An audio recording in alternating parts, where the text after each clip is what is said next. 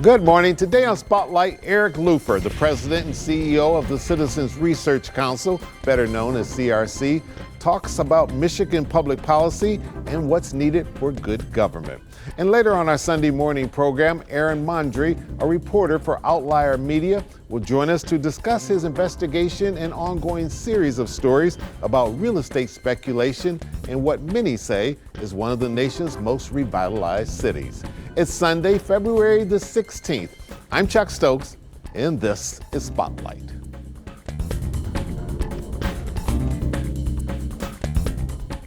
All right, Citizens Research Council started in 1916.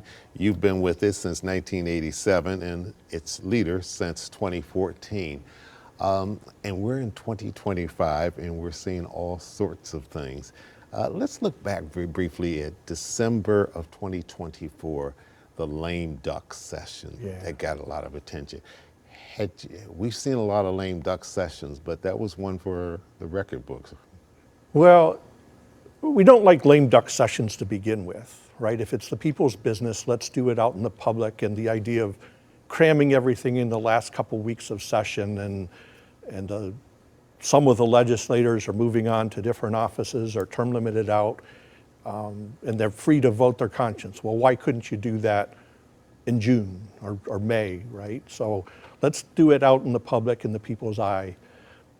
But what turned into this time was just total dysfunction, because not only do we have a Republican Party and a Democratic Party, but we have the far right of the Republican Party and mainstream Republican Party and far progressive Democrats. And so there just isn't party unity, let alone legislative unity, to agree what are the issues they should be tackling and how to get everybody together to amass the votes. So we just saw bedlam and disorganization and dysfunction, and that's not what we want out of our legislature. How much did trifecta government contribute to this and to what you've written about at the CRC, and that is structural problems that are inherent in the system now? Yeah, I mean, to have a we should say we've had trifecta under both Republican and Democratic administrations, most recently Democratic, and now we've got a split house. Yeah, so having the trifecta, where you have the executive branch, the governor, the House and the Senate, all of the same party, to define the trifecta, that sort of is the perfect recipe for a lame duck legislature.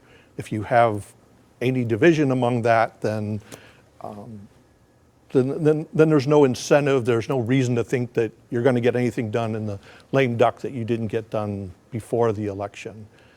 So what we see is a lot of bad blood because of the trifecta, that it was the Republican Party several years ago, now it's the Democratic Party. They have control and they're going to push through all of their priorities. They got the power and they're going to use it under the claim that the people voted this way, they wanted this, and we're going to do their work for them. That's what they say.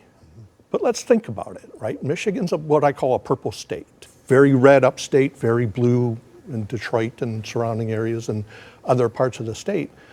There's never a clear mandate to push through anybody's legislative agenda. We send them to Lansing to negotiate and compromise.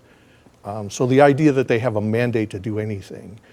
We have, since the Voters Not Politicians redistricting constitutional amendment, we have some fairly even districts now where people are getting elected with 51, 52% of the votes.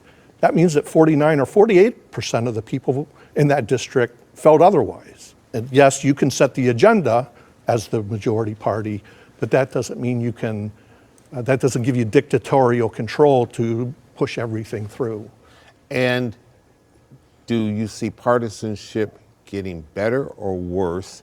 And we have a situation now in which the new Speaker of the House is actually being sued because they're saying he's abusing his power and not letting legislation that was passed in both the House and the Senate get to the governor's desk for her to sign. Yeah. So we focus on policy, not politics. But And we should emphasize that CRC has always been nonpartisan, independent. Right. But my amateur look at the scene suggests partisanship isn't going away.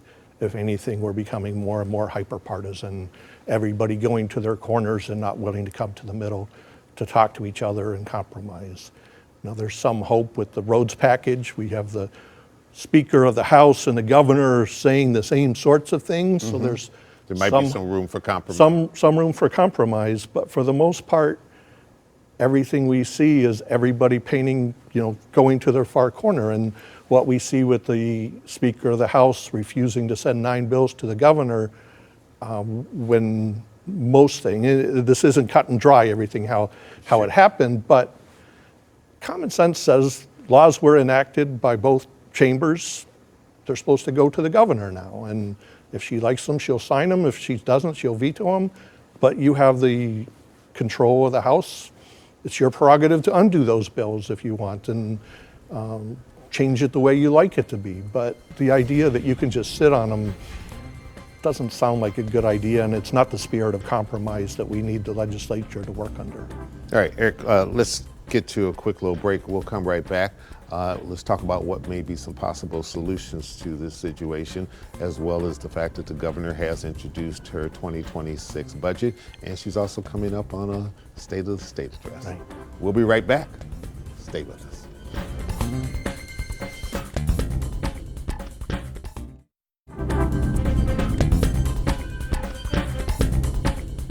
What are some possible solutions? Because we see a lot of things going on. We certainly have seen quite a few bills with appropriations attached to them to sort of guard against any kind of referendum. Right.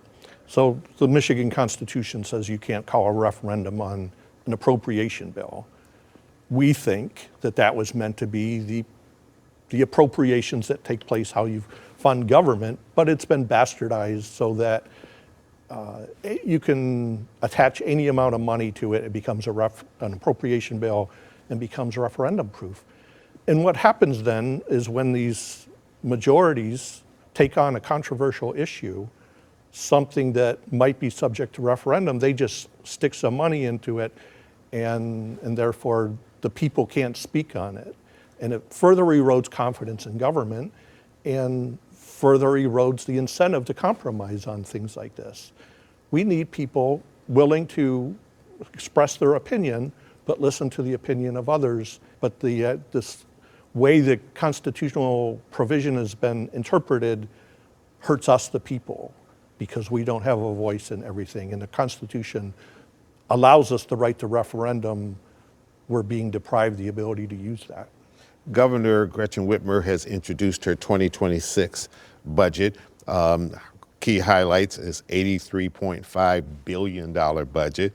About $15 billion will go into the general fund, $21 billion for school aid. As you look at this, having looked back at, I don't know how many budgets you've read over the years, a zillion, a responsible budget? You think this is a budget that's going to, that she's going to get the majority of what she wants for the priorities she's laid out? Yeah, it is a responsible budget. It's fiscally sound. It's not based on smoke and mirrors or things that we've seen in past budgets.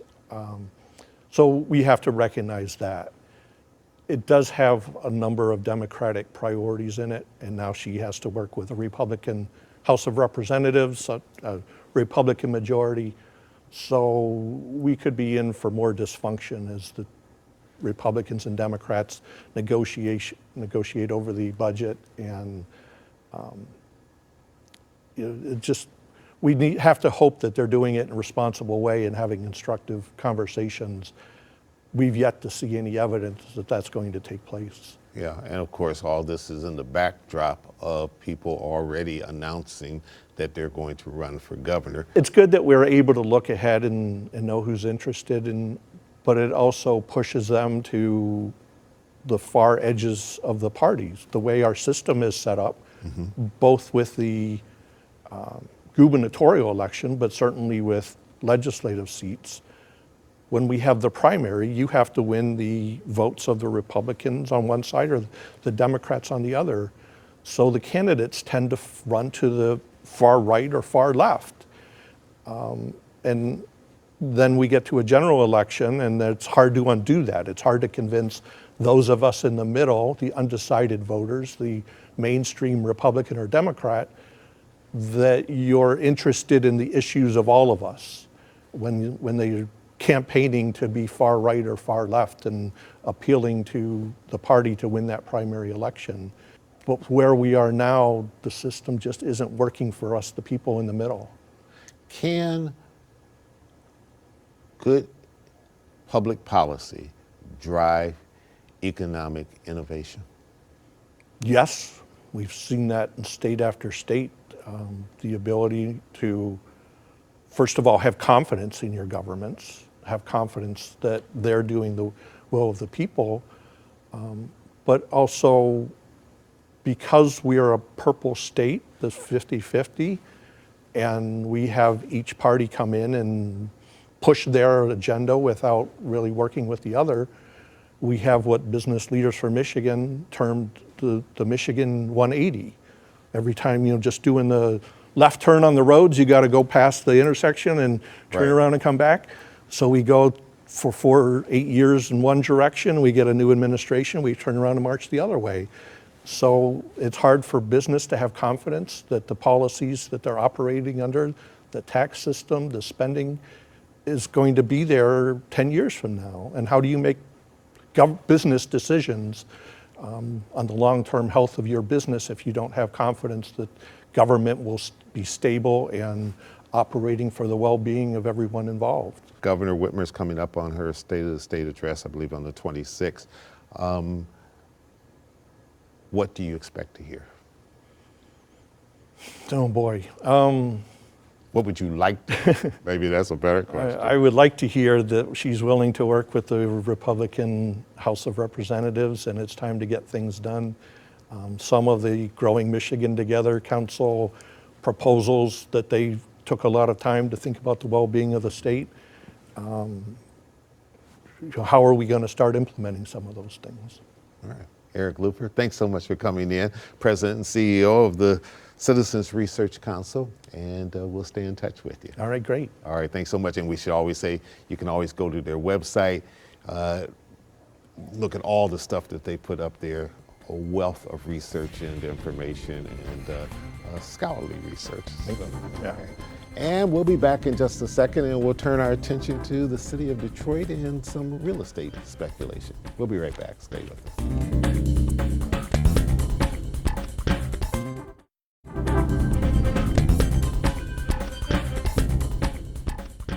And welcome back to Spotlight. Joining me now is Aaron Mundry. He is a reporter with Outlier Media, and his first time on Spotlight, but hopefully not the last time. Aaron, if we had 30 seconds at a stoplight before that light turned green again, and I just walked up and said, okay, what is Outlier Media? What would you say? And I imagine you get that a lot. We do, yes. We're a little unique in the media space. We're a nonprofit newsroom based in Detroit. We do what we call service journalism. We take our cues from Detroiters about the things we should write about and cover.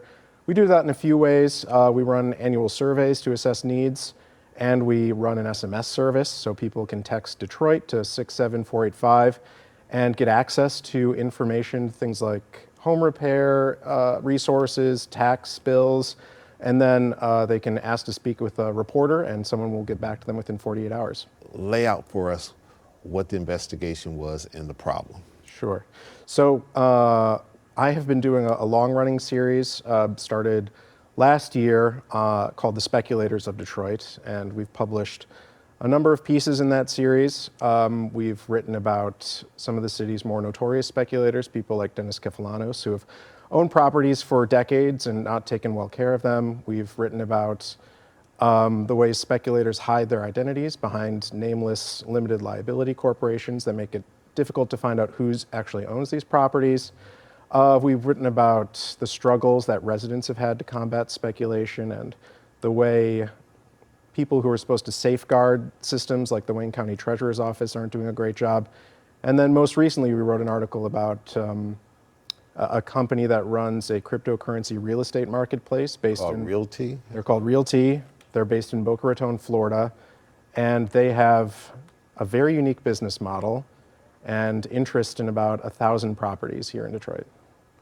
What has been reaction to the series? And I realize this has been, as you said, ongoing, so you've been writing about this for well over a year. Well, it has generated a fair bit of interest. You know, this has been a long-running issue in Detroit. People have had to suffer the consequences of rampant speculation here. You know, it really took off during the tax foreclosure crisis when you saw tens of thousands of homes churn through tax foreclosure and go to auction and sell for extremely low prices that people were able to scoop up in mass quantities because the Wayne County Treasurer's Office was not restricting who could participate in the auction.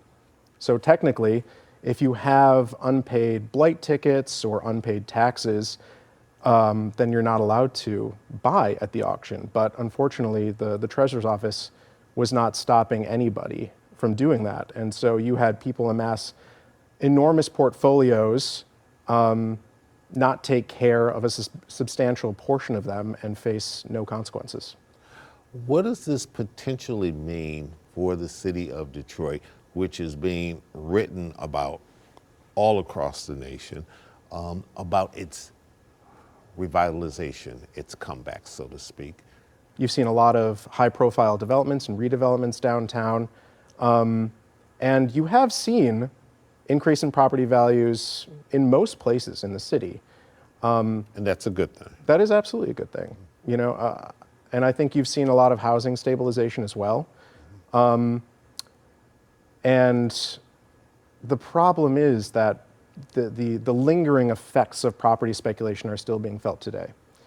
Once people get a hold of these portfolios, it's very hard to wrest it away from them. And so you still see large swaths of the city pockmarked with blight or vacancy, and there's not a lot of recourse for residents in those situations. All right, we need to take a quick little break. When we come back, I want to talk about what may be some possible solutions, if indeed you have some to offer, and where we go from there. We'll be right back with Aaron Andre right after this.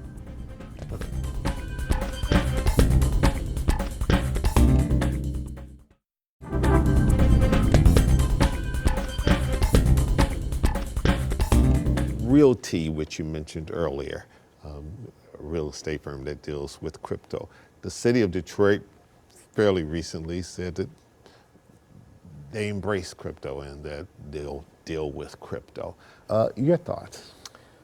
I don't know the city's precise motivation for allowing property owners to pay their bills in cryptocurrency, so I don't want to speculate there. I will say that I don't think a lot of Detroiters, regular Detroiters, are going to be taking advantage of that service. You know, a large percentage of the city is unbanked, so I doubt that they also have a crypto wallet. In theory, this could help companies like Realty pay their tax bills. However, and also I should say the city's service has not gone fully into effect yet. I think that's happening sometime in the summer. But Realty is very behind on their bills. They're delinquent in taxes for over 300 of the 500 properties that we were able to find. And more than 200 are going to be foreclosed if the bills aren't paid by the end of March. So, you know, I don't know if this service is going to come online in time to help Realty. What has been reaction from Realty to the stuff that you've written? I mean, they're not happy with the piece. But, you know, I mean, the fact of the matter is they operate a very experimental marketplace where, just to give your viewers a little background here, Realty will buy properties, or their real estate arm will buy properties, and then they will tokenize them. And what that means is they'll subdivide these properties into thousands of tokens, which they sell to people for about $50 each. And token holders, they expect to receive weekly dividends based on the amount of rent that these properties collect. However, none of the investors in Realty's properties live in the United States. These tokens are only available to foreign investors. Realty says it's because the regulatory hurdles make it too expensive to do so. But you have a Florida-based company, investors exclusively based outside the United States, relying entirely on local property management companies, and the results have been very bad for tenants of their properties. They've racked up over 1,000 blight tickets in just a few years' time. Many don't have leases, they're confused, their places have had no work done in months or years. Things are not great at their properties. As you've discovered from writing and researching and reporting on all of this, do you have any suggestions, any solutions that you think could make this situation better and safeguard the city much more? To answer that more generally about property speculation, I will say that the city and county have greatly reduced the scope of the tax foreclosure auction, which is a good thing. They have allowed people, low-income folks, to have their property tax exempted or to get the exemption much easier. People can get on payment plans, and so you're not seeing nearly as many owner-occupied homes go into tax foreclosure, which is a very positive thing. But I think that the Treasurer's Office needs to do, again, a much better job enforcing its own rules and making sure that bad actors aren't allowed to continually buy up property. For example, Dennis Kefalanos, as I mentioned before, he was being sued by the city for blight and was able to purchase over $500,000 worth of homes at the 2022 tax auction using his own name. He didn't even try to hide his name. So I think the Treasurer's Office needs to do a much better job. All right. Aaron Mundry, thanks so much for coming in, giving us some insight into this investigation that you've been doing for quite some time, and we'll stay in touch with you on it. Thank you so much for having me on. All right. And we appreciate you joining us. I'm Chuck Stokes. We'll be back next week with more newsmakers in the spotlight. We hope you have a great week.